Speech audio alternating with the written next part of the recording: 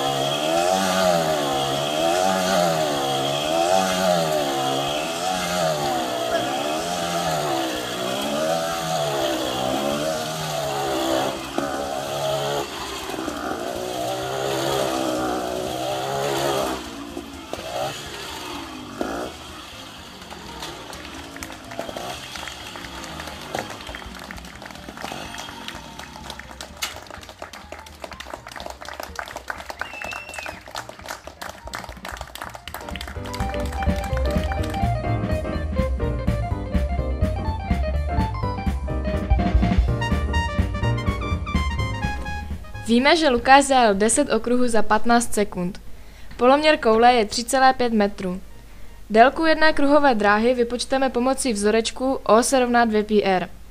A to je přibližně 22 metrů.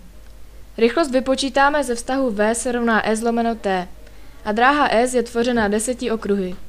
Po dosazení nám vyšla rychlost 14,6 metrů za sekundu, což je 53 km za hodinu.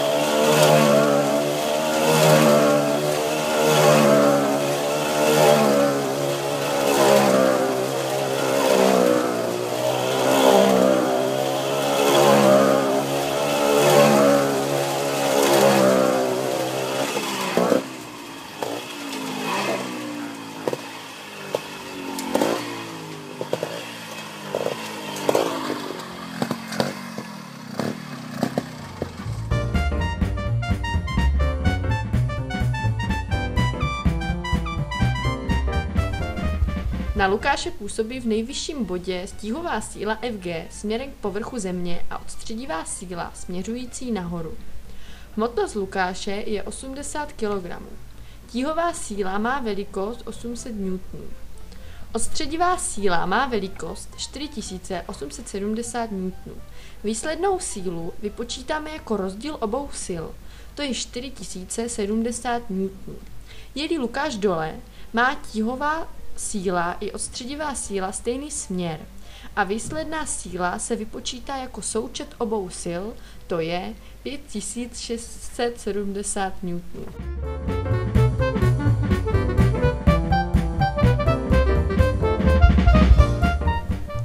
Přetížení nahoře vypočítáme podle vztahu A minus G lomeno G a vychází 5,1 G. Přetížení dole vypočítáme podle vztahu A plus G lomeno G a to je 7,1 G. Dole působí na Lukáše větší přetížení.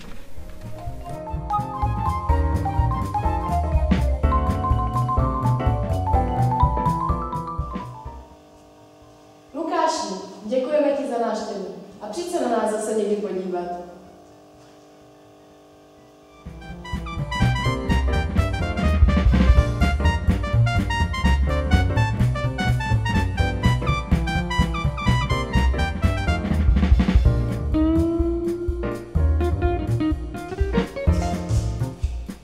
Rychlost Lukáše po čtvrté.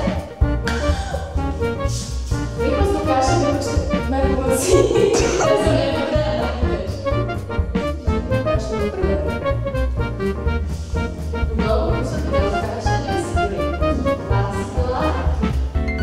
Která má směr slizí a odstředivá síla, která má směr od středu koule. Jo,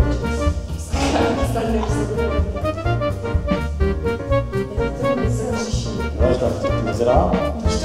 Je-li nižší době, mohla byste napsat, že vaše 80 kg, takže 80 krát 9,80. Jakože Lukáš vám. Jo, napište, že ne, tak ne, tak napište.